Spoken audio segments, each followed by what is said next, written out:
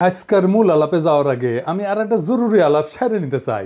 পার্বত্য চট্টগ্রাম নিয়ে আমার আলাপে একটা জিনিস বাদ পড়েছে, এটা বলে রাখা দরকার। যারা আগে দেখেন না ভিডিওটা দেখতে পারেন, এইখানে আমি মোটা দাগে আলোচনা করছি কিভাবে পার্বত্য চট্টগ্রাম সমস্যার সমাধানের পথে আগানি যায়। আসার কথা, আমি পাহাড় এবং সমতল সব জায়গা থেকে অভাবনীয় সাড়া পাইছি। তার মানে সারা দেশের মানুষের কাছে গ্রহণযোগ্য এমন সমাধানও আছে। যে ইস্যুটা বাদ পড়ে গেছিল সেটা নিয়ে আলাপ শুরু করি, তাইলে ভুলে যাই, বয়স হতেছে তো তাই। আসেন আল্লাহ নামে শুরু করি। একটা দেশ একটা অঞ্চল নিয়ে কি রাজনৈতিক অবস্থান নেয় সেটা তার সিদ্ধান্ত থেকে বোঝা যায়, তার আচরণ থেকে বোঝা যায়। যেমন ধরেন, কুমিল্লাকে বিভাগ করার দাবিকে হাসিনা প্রকাশ্যেই অস্বীকার করেছিল, কারণ খন্দকার মোস্তাকের বাড়ি কুমিল্লায়। আপা কুমিল্লার নামে আপা কুমিল্লা কু নাম দেব না, আমি কুমিল্লা আপা কুমিল্লা নামে না, আপা কুমিল্লা নামে আপা সারা কুমিল্লার আমি কুমিল্লা নামে দেব না, কারণ তোমার এই কুমিল্লা নামের সাথে মোস্তাকের নাম জড়িত, সেজন্য আমি দেব না। তোমরা যদি রাজি থাকো, ওই কুমিল্লা নাম নিলেই তো মোস্তাকের কথা মনে ওঠে। ভাববার পারেন কি ভয়ানক প্রতিহিংসা। পার্বত্য চট্টগ্রাম নিয়ে আমাদের আমলাতন্ত্র, আমাদের প্রশাসন, আমাদের সাধারণ মানুষ ঠিক একই রকম একটা ভাবনা ভাবে। সেটা প্রমাণ হইতেছে পার্বত্য চট্টগ্রাম হইতেছে পানিশমেন্ট ট্রান্সফারের জায়গা। সরকারি কর্মচারীদের পানিশমেন্ট ট্রান্সফার দেওয়া হয়, পার্বত্য চট্টগ্রামে যাওয়া পানিশমেন্ট। এটা আমাদের আমলাদের মেন্টালিটি। হ্যাঁ ঠিক আছে, এলাকার দুর্গম, ম্যালেরিয়া হয়, এখানে বাস করা চ্যালেঞ্জিং সমতল মানুষের জন্য, কিন্তু সমতলের মানুষ তো যায় ওইখানে, তাই না, বাস করতে। তাহলে ওই জায়গায় পোস্টিং কেন পানিশমেন্ট পোস্টিং হবে? ওটা কি বসবাসের অযোগ্য জায়গা? ওখানে যারা থাকে তারা মানুষ না, তারা বাংলাদেশি না? তার মানে দেশের ভূখণ্ডের মধ্যে এমন একটা জায়গা লাগবে যেটা বাস করলে সেটাকে শাস্তি বলে মনে হবে।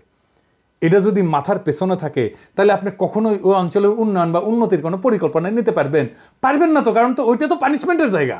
ওই জায়গায় তো আপনি লোক পাঠাবেন পানিশমেন্ট দেওয়ার জন্য, শাস্তি দেওয়ার জন্য। ওই জায়গাটাকে তো ভালো করবেন না আপনি। ওই জায়গায় কোনো উন্নয়ন পরিকল্পনা নিতে পারবেন না, কোনো উন্নতির কোনো পরিকল্পনা নিতে পারবেন না। আমি গ্যারান্টি দিয়ে বললাম, লিখে রাখতে পারবেন। আপনি যদি একজন পাহাড়ের বাসিন্দা হন, আপনার কেমন লাগবে বলেন তো? বাদ দেন যে আপনি পাহাড়ের বাসিন্দা, আপনার জন্ম ধরেন পঞ্চগড়, আপনি জন্ম থেকে জানেন এই পঞ্চগড়ে কেউ আসতে চায় না, কারণ কাউকে শাস্তিমূলকভাবে জোর করে পাঠানো হয় বাইরের লোককে। আপনার কেমন লাগবে তখন ভাবেন। অন্যদিক থেকে দেখেন, পার্বত্য চট্টগ্রামে একটা রাজনৈতিক অস্থিরতা আছে, তাই না? সে ঘর পোড়ার মধ্যে আলু পোড়া দিয়ে খাওয়ার জন্য রেডি হয়ে আছে আমাদের বন্ধু রাষ্ট্র ইন্ডিয়া। সেই জায়গায় আপনি একটা দুষ্টু কর্মকর্তারে পাঠাইলেন, আপনার বিবেচনায় দুষ্টু, শাস্তি দেওয়ার জন্য। তো সে কি করবে? সে তো শত্রুর সাথে হাত মিলায় রাষ্ট্রের সাথে শত্রুতা করবে, ঠিক কিনা? এটা আমাদের রাষ্ট্রনায়করা চিন্তা করলো না, কারো মাথায় আসলো না যে এবার বুঝেছেন তো, ওনারা বুদ্ধিমান, উচ্চ শিক্ষিত হইলেও আক্কেল কম। বুদ্ধি, শিক্ষা, ডিগ্রি না থাকলেও চলে, কিন্তু আক্কেল না থাকলে গেল সারা। এইভাবে রাষ্ট্রের হোগা মারিছে শিক্ষিতরা। রাখাইন রাষ্ট্র হইতেছে, মায়ানমার রেজিম বদলাবে, রোহিঙ্গা ইস্যু আছে, পার্বত্য চট্টগ্রাম অঞ্চল আমাদের জন্য খুবই গুরুত্বপূর্ণ হয়ে উঠবে শিগগিরই। আমি ডক্টর খলিলুর রহমানের প্রতি দৃষ্টি আকর্ষণ করতেছি, জনপ্রশাসনে পার্বত্য চট্টগ্রাম প্রসঙ্গে একটা মৌলিক পরিবর্তন আনতে হবে। এইটা আপনার যে দায়িত্ব রোহিঙ্গা ইস্যুতে, তার সাথেও যুক্ত। আশা করি এটা আপনি করবেন। আপনারা জানেন উনি আমার গুরুজন এবং প্রিয়জন, ওনাকে আমি ব্যক্তিগতভাবে বলতেই পারি, কিন্তু এইটা এমন একটা জাতীয় গুরুত্বপূর্ণ ইস্যু যে এইটা আমি প্রকাশ্যেই ওনাকে আহ্বান জানানো সঙ্গত বলে মনে করতেছি। ডক্টর খলিলকে আমি আসলে কি কাজ করার আহ্বান জানাই, আসেন সেটা একটু শুনি। পার্বত্য চট্টগ্রামে আমরা আমাদের বেস্ট অফিসারদেরকে পাঠাবো, বেস্ট সেরা অফিসারদেরকে পাঠাবো, যারা শুধু তাদের পেশায় দক্ষ না, তারা হৃদয়বান মানুষ হবে। পার্বত্য চট্টগ্রামে গান্দা অফিসার যাবে না, দুষ্ট অফিসার যাবে না। ভালো অফিসার কেন যাবে ওইখানে? কারণ ওনাদের আমরা প্রণোদনা দেব। পার্বত্য চট্টগ্রামে পোস্টিংয়ের জন্য মূল বেতনের দ্বিগুণ প্রণোদনা হিসাবে পাবে যারা যাবে। জয়েন্ট সেক্রেটারি পর্যন্ত যাইতে হইলে পার্বত্য চট্টগ্রামে কম করিয়া হইলেও 2 বছরের সার্ভিস থাকার রেকর্ড থাকতে হবে। আপনি দেখেন পার্বত্য চট্টগ্রামের চেহারা 2 বছরের মধ্যে পাল্টায় যাবে।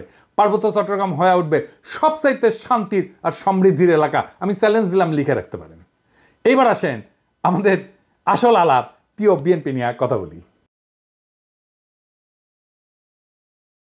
আপনারা জানেন আমি বিএনপির নানা ইস্যু নিয়ে আলাপ করতেছি, বিএনপির রাজনীতির সাথে আমার দ্বিমতের জায়গাগুলো তুলে ধরতেছি। বিএনপির অনেকে বলতেছেন যে আপনি জামাতের কথা বলেন না কেন, অনেকে ভাবতেছেন ক্যানপি নাকি বিএনপির পিছে লাগলো। ওই যে ওইটার মতো, ওই যে কইছিল না হানিফের পোলা, বারবার শুধু আমারই পিছে কেন? এই যে শুনেন, আর মানুষ পান নাই, বারবার শুধু আমার উপরেই, বারবার শুধু আমার উপরেই কেন কেন? দেখেন ভাই, আমি বিএনপির পিছনে লাগি নাই, বিএনপি আমার শত্রু না, আমি আমার মতো একটা বিএনপি দেখতে চাই। সেটা থেকে বিএনপি দূরে সরে যাইতেছে। আপনার বন্ধু যদি আপনার থেকে দূরে সরে যায়, আপনি তো বন্ধুকে সতর্ক করবেন কিনা, সেটা আমার দায়িত্ব কিনা বলেন। আপনারা চিন্তা করে দেখেন, আওয়ামী লীগ যখন ক্ষমতায়, আমার তো আওয়ামী লীগ করাটাই সবচেয়ে স্বাভাবিক ছিল, তাই না? আমার অ্যাডভান্টেজও ছিল, তো নানা অ্যাডভান্টেজ ছিল। আমি আওয়ামী লীগের যা যা ক্ষতি করছি দল হিসাবে, আমারে তার নিজের দলে নেওয়ার দরকার নেই, আমারে খালি থামাই চুপ করে রাখতে পারলে তাদের অনেক লাভ হইতো, ঠিক কিনা বলেন? ঠিক একইভাবে আমার তো এখন বিএনপি সমালোচনা না করে সাপোর্ট করে গেলে খুবই ভালো হইতো, আমার জন্য ব্যক্তিগতভাবে ভালো হইতো, তাই না? শীর্ষ নেতার সাথে আমি খুবই ভালো ব্যক্তিগত সম্পর্ক আছে, এখনো আছে। খালেদা জিয়া আমার স্নেহ করেন, বিএনপির একটা বিশাল কর্মী বাহিনী, আমার পাঠক দর্শক অনেকে আমাকে পছন্দ করেন। অপছন্দ যদি একজন করে না তা না, কিন্তু অনেকে আমাকে পছন্দ করে। কিন্তু তাই বলে তো আমি আমার দেশের গণমানুষের স্বার্থকে উপেক্ষা করতে পারি না। আজ যে বিএনপি দেখি, সেই বিএনপি তো আমরা চাই না।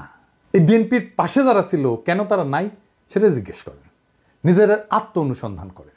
আচ্ছা বলেন তো বিএনপি নেতারা, আপনারা কি জানেন আপনাদের কর্মীরা কি করতেছে? আপনি কি বিএনপির কর্মীদের কোনো পলিটিক্যাল কাজে এনগেজ করতেছেন? বাংলাদেশের রাজনৈতিক সংস্কৃতি না বদলাইলে তো বিপদ। আপনাদের রাজনৈতিক কর্মসূচি কি? মাঝে মাঝে কর্মীদের নিয়ে মিটিং করা, মিছিল করা, কালে ভদ্রে জনসভা করা, নিয়মিত টকশোতে যাওয়া, ফেসবুক গুতানো, আর দলের বিরুদ্ধে কেউ কিছু করলে দল বেঁধে ঝাঁপে পড়া। এই তো বেশিরভাগের কাছে রাজনীতি করাটা পেশা। এখান থেকে টাকা পয়সা ধান্দা সব কিছু করা যায়। যাই হোক, আর না আগাই আর কি, অনেকের কাপড় ধরে টান দিয়ে ফেলবো। রাজনীতি আর উপার্জনের ধান্দার দুইটা জিনিস এক না। আমি আর এটা নিয়ে কথা কইতে চাই না। যাই হোক, আজকে অন্তত কথা কইব না। রাজনৈতিক দলের আশেপাশে দুর্বৃত্তরা দল বাঁধে মাছির মতো, সেই জন্যই ভালো মানুষেরা আশেপাশে যায় না। এই যে দেখেন, মঞ্চে জিয়ার ছবি দিয়া, খালেদা জিয়ার ছবি দিয়া, এমনকি তারেক রহমানের ছবি দিয়া নর্তকী দেখেন, দেখেছেন? উঠে কি কেউ নাই যে কবে ভাইজান নর্তকী নিয়ে আইসা নিবার তো নাও, সাংস্কৃতিক অনুষ্ঠান করো, তোমার মতো করে করো। রাজনৈতিক দলের নেতার ছবি টাঙায় কে, আমার নেতার ছবি টাঙায় কে, জিয়ার ছবি টাঙায় কে, দেখবেন কোনো উত্তর নাই। কর্মীদের দোষ দেই কেন?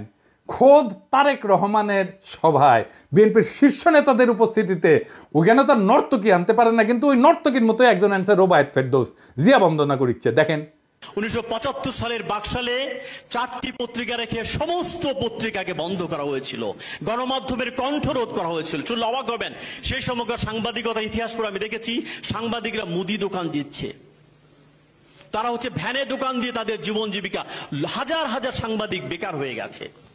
এই যে সাংবাদিকতা পেশার যে ডিগনিটি, তাদের যে মত প্রকাশ ভাব প্রকাশের স্বাধীনতা, এটা ফেরত নিয়ে আসছেন কে?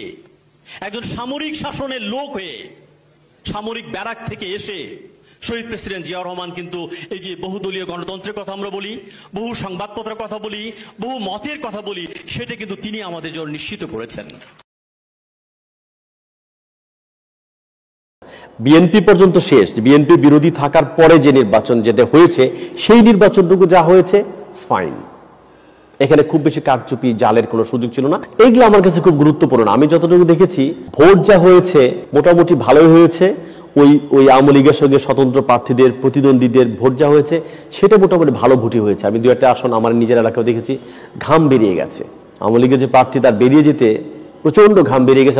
এই রোবায়েত ফেরদৌসের জিয়া বন্দনা, এটা তো ওই নর্তকীর গোয়া নাচানোর চাইতে অশ্লীল। রোবায়েত ফেরদৌস বিএনপি ক্ষমতায় আসলে সার্ভিস দেবে বিএনপির, তাতে কোনো সন্দেহ নাই। হ্যাঁ, কিন্তু বিএনপির কেন এরকম একজন লুম্পেন ইন্টেলেকচুয়ালকে মঞ্চে জায়গা দিতে হয়, এইখানেই সংকটটা, বুঝছাও? আবার দেখেন, এই যে মোয়াজ্জেম হোসেন আলাল, অত্যন্ত শ্রদ্ধাভাজন রাজনৈতিক ব্যক্তিত্ব, আমি অত্যন্ত পছন্দ করি ওনাকে। উনি কইতেছেন জয় বাংলা আওয়ামী লীগের স্লোগান না, মুক্তিযোদ্ধাদের স্লোগান। তার মানে বিএনপি জয় বাংলা স্লোগান দিবে মুক্তিযুদ্ধের নামে। তাছাড়া জয় বাংলা স্লোগানকে ডিফেন্ড করতে আসে কেন আলাল ভাই, বলেন তো? উনি তো ছোটখাটো নেতা না। এইবার দেখেন, ওই যে ফজলুর রহমান, ওদের মারিছিলাম, ঝাড়ি দিছিলাম না, ওই মালটা কলে থামেনি, বুঝেছেন? আসেন ফজলুর রহমানকে দেখে, খালেদা জিয়ার উপদেষ্টা ফজলুর রহমান ওয়াজের বিরুদ্ধে বক্তব্য দিতেছে, শুনেন। কোন দেশে এইভাবে মাইক লাগায় সারা রাত শুধু রাজনৈতিক বক্তৃতা হয়, যার নাম কয় ইসলাম? এটা তো একটা ওয়ারান দেশ পাইছে, যা ইচ্ছা তা বলতেছে মৌলানা মৌলবীরা, এবং হেলিকপ্টারে যাইতেছে, গাড়িতে যাইতেছে, লাখ লাখ টাকা নিতেছে। এটা তো একটা ব্যবসা বাণিজ্যের ব্যাপার। এবং এরা তো দুনিয়ার সমস্ত কালচার শেষ করে, বাঙালির যে কালচার, শিক্ষা, সংস্কৃতি, নাটক, যাত্রা, গান, বাউল, মাজার সব শেষ করে দিতেছে। তারা কি চায়? তারা এই দেশে কিছু থাকবে না, সমস্ত বাগানে। তার কণ্ঠে তো সেই নাস্তিকদের প্রতিধ্বনি, তার কণ্ঠে তো সেই বামেদের প্রতিধ্বনি, সেই ফেরাউন নমরুদের প্রতিধ্বনি। এইসব হইতেছে কি চারিদিকে, কি হইতেছে দেখে মনে হইতেছে না যে আওয়ামী লীগ আমলে যা যা শুনতেন, যা যা শুনতেছিলেন, এখন বিএনপি সেটাই করিচ্ছে। শুধু বিএনপি মাইক বাজায়, ওই যে সোহরাওয়ার্দীর বডিগার্ডের ভাষণ না বাজাইতে শুরু করে। এটাই তো আমার চিন্তা এখন। এই ফজলুর রহমান তো খালেদা জিয়ার উপদেষ্টা, সে খালেদা জিয়াকে কি উপদেশ দিবে, কি করাই নিবে খালেদা জিয়াকে উপদেশ দিয়া, সেটা কে আল্লাহ জানে। আপনি এখন কইবেন খালেদা জিয়াকে কইলেই শুনবেন উনি। আপনাদের একটা জিনিস জানায় রাখি, উনি খুবই ডেমোক্রেটিক লিডার। ওনার আশেপাশে দায়িত্বশীলদের পরামর্শ উনি শোনেন এবং সে অনুযায়ী কাজ করেন। উনি বোঝেনও যদি যে কাজটা করা উচিত না, তারপরে উনি করেন। এটা খালেদা জিয়ার লিডারশিপ কোয়ালিটির এটা একটা গুরুত্বপূর্ণ দিক, যে উনি ডেমোক্রেটিক্যালি সিদ্ধান্ত, ওনার নিজের সিদ্ধান্ত যদি এটার বিরুদ্ধেও হয়, তারপরেও দলের লোকেরা, অন্যান্য দায়িত্বশীলরা যেটা বলবে সেটাই উনি করবেন। এই প্রসঙ্গে একটা ঘটনার কথা উল্লেখ করি, যা আমি ওই ঘটনায় যুক্ত একজনের কাছ থেকে শুনছি। বলে না হর্সেস মাউথ। বিষয়টা জানলে আপনারা বুঝবেন কেন আমি ফজলুর রহমানের এই অ্যাটিটিউডে বিচলিত হচ্ছি। গল্পটা আর এক ফজলুর রহমানকে নিয়ে, বীর ফজলুর রহমান, বিডিআর এর জেনারেল ফজলুর রহমান। আপনারা ওনাকে চেনেন, রেসপেক্ট করেন, কিন্তু আমি জানি না যে ওনার সমস্ত কীর্তি, ওনার সমস্ত গৌরব এটা জানেন কিনা। উনি মুক্তিযোদ্ধা ছিলেন, উনি মাদ্রাসা পড়া ছাত্র কিন্তু ব্যাকগ্রাউন্ডে, এবং বিডিআরে থাকাকালে তার নেতৃত্বে 2000 সালে বাংলাদেশ এবং মায়ানমারের মধ্যে একটা যুদ্ধ হয়েছিল, নাভ যুদ্ধ বলে। বাংলাদেশের একজন সেনারও মৃত্যু হয়নি, কিন্তু মায়ানমারের 650-র উপরে সৈন্য নিহত হয়েছিল। মায়ানমার পরাজয় মেনে নিয়ে শান্তি চুক্তি করছিল। 2001 সালে ভারত একটা জায়গা জোরপূর্বক দখল করে নিয়েছিল, সিলেটের পাদুয়ায়। এটা উদ্ধার করে 72 সালে এটা দখল করছিল।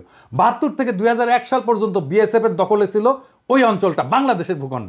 আবার 2001 সালে 18 এপ্রিল ভারতের কুড়িগ্রাম জেলার রৌমারী উপজেলায় বড়বাড়ি বিডিআর ক্যাম্প দখলের জন্য বাংলাদেশের অভ্যন্তরে বিএসএফ আগ্রাসন চালায়। উনার নেতৃত্বে বিডিআর বাহিনী অনুপ্রবেশকারী বিএসএফ এর দলকে পরাজিত করে এবং অনেক বিএসএফ এর জওয়ান মারা যায়। এবং বিএসএফ ওই ঘটনার জন্য এই জেনারেল ফজলুর রহমানকে বিশেষভাবে দায়ী করে। উইকিপিডিয়াতে একটা ঘটনা লিখিছে, ওই যে ফজলুর রহমানের কে নিয়া সুপু আছে না, ওই যে সুপু প্রেসিডেন্ট, বিএনপি পিও প্রেসিডেন্ট আর কি। ওই যে 1975 সালে 20 আগস্ট সোহরাওয়ার্দীর বডিগার্ডের জয় বাংলা করে দেওয়ার প্রতিবাদ করতে গিয়ে গ্রেপ্তার হয়ে জেলখানায় নিয়ে যাওয়া হয়। সেখানে সে লিখিচ্ছে ফজলুর রহমান নাকি তার লাঠি মারতে মারতে কইছিল, এই বেটা তোর বঙ্ক বল্টু কোথায়, উঠি লিখিছে, উনি নিজে লিখিছে, উনি লিখিছে উনি নাকি পাকিস্তানি ফেরত সামরিক অফিসার। এটা সুপু নিজেই লিখিছে, তবে এটা ভুল।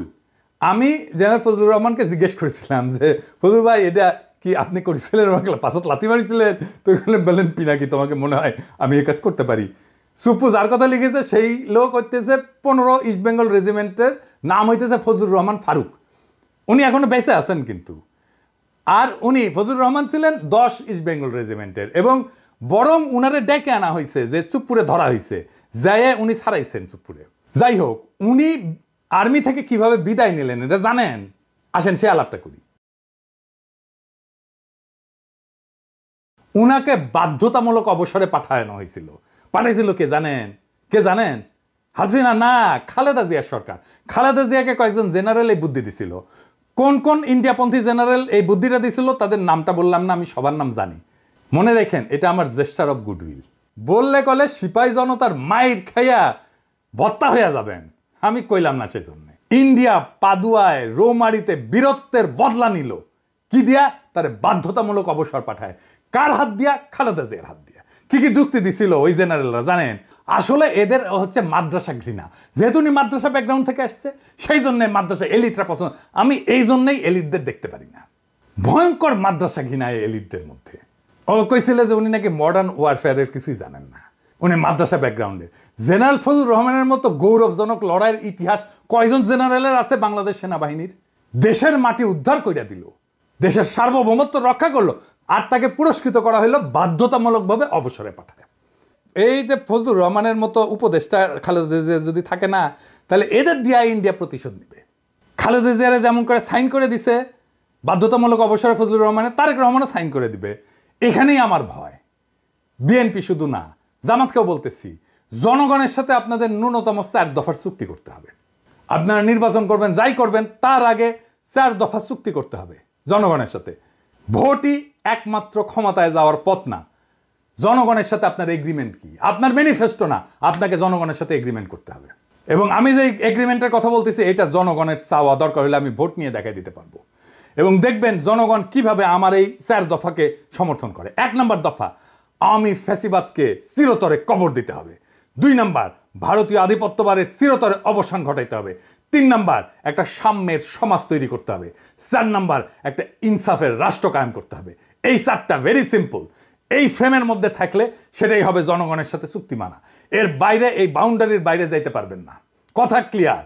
আমাদের ঠেকানোর চেষ্টা করতে পারেন, আমরা সর্বশক্তি দিয়ে আমরা বাধা দেওয়ার চেষ্টা করব। ফাইনালি আমার ক্ষুদ্র ভ্রাতাদের জন্য ওরা গতকাল রাশন ট্রাক দেখে হেভি খুশি হয়েছে, হ্যাঁ, যে আমরা রাশন ট্রাকে কিনবো, এটা গেলে সিদ্ধান্ত হয়ে গেছে। তো এটা হইতেছে রাশন ট্রাকের পেজ। এটা সাহেব দেখা দেন, নানা মডেলের ট্রাক আছে এটি। হ্যাঁ, দেখিস কত সুন্দর সুন্দর রাশন ট্রাকের মডেল, দেখিস? হ্যাঁ হ্যাঁ, দেখে দেখে আমার ক্ষুদ্র ভ্রাতাদের চোখ চকচক করিচ্ছে। মনে হচ্ছে এখনই ঝ্যাপে পরে ট্রাক চালাবি। হেভি ড্রাইভিং এর লাইসেন্স আছে বেটা, হ্যাঁ, আগে লাইসেন্স হোক তারপরে ট্রাক চালানি। আচ্ছা, এইটা সাহেব ট্রাকের ভিডিও দেখেন না এটা? হ্যাঁ, দেখেছেন হাউস করিছে আমার ক্ষুদ্র ভ্রাতারা। ওই দেখবেন এরপরে ওই পেজে লাইক টাইক দিয়ে ভাইসে দিবি আর কি। দেখেন আরো দেখবেন, দেখেন এগুলা করবেন কি, প্রিন্ট করবেন। প্রিন্ট করে হাঙ্গারে বিএনপির ভাই করে দেখা করবেন যে টেম্পু স্ট্যান্ড নিয়ে ঝগড়া করে লাভ কি, পিনাকি দাদা তো টাকা স্ট্যান্ড বানাচ্ছে, ইটি আসো ইটি আসো। আমার ক্ষুদ্র ভ্রাতারা কবে দাদা হইলে কি বুড়া বয়সে মাথা মুথা খারাপ হয়ে গেল কে, এই এত উত্তেজিত কে? ওই যে বিএনপির মঞ্চে আর এই রাশন ট্রাক দুইটাই বেচছে আসলে সেক্স, কিন্তু দুইটার গুণগত তফাৎ আছে। রাজনীতিও ইনকা হুগানার সাথে টেম্পু স্ট্যান্ডই আসবে, ওটাই কালচার। ট্রাক চালাবার পারবে না।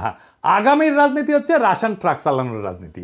ওই রাজনীতি কেমনে নির্মাণ করতে হয় সেটাও দেখাই দেব, আর বাংলাদেশকে আমরা ওই দিকে নিয়ে যাব ইনশাল্লাহ। ইনকিলাব।